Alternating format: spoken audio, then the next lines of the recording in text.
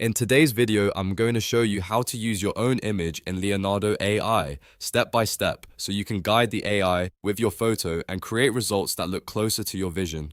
This is a super useful feature if you want to turn a selfie into a new AI image, keep a character consistent, or use a reference photo to influence the style and composition of your generation. If this video helps, make sure to hit that like button and subscribe for more AI tutorials just like this.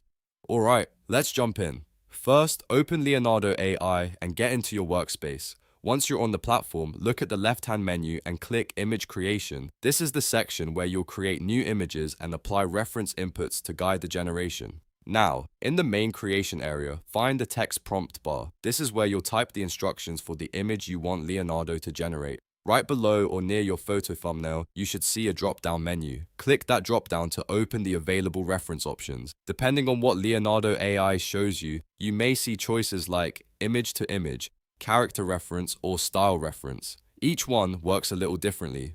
Image to image is best if you want Leonardo to use your uploaded photo as the base and transform it into something new. Character reference is useful if you want the AI to keep the identity or facial features of a person more consistent. Style reference is ideal if you want the AI to follow the overall look, color palette, or artistic style of your image without copying it exactly. After choosing the option that fits your goal, upload your photo from your PC. Make sure you select a clear image, especially if you want better results. For face-based images, a well-lit photo with a visible subject usually works best. Once your image is uploaded, look for the strength slider. This setting controls how closely Leonardo follows your uploaded photo. If you set the strength lower, the AI has more freedom to be creative and change the image more heavily. If you set it higher, the output will stay much closer to your original photo. So if you want a strong transformation, keep it lower. If you want a more faithful copy or closer interpretation, move it higher. Now, it's time to write your text prompt. Be specific about what you want. For example, you can describe the scene, lighting, clothing, background, mood, camera angle, or art style. The better your prompt, the better your final result. Try to think of the uploaded photo as your reference and the prompt as your creative direction. Together, they tell Leonardo what to keep and what to change. Once everything is set, review your options one last time and then click Generate.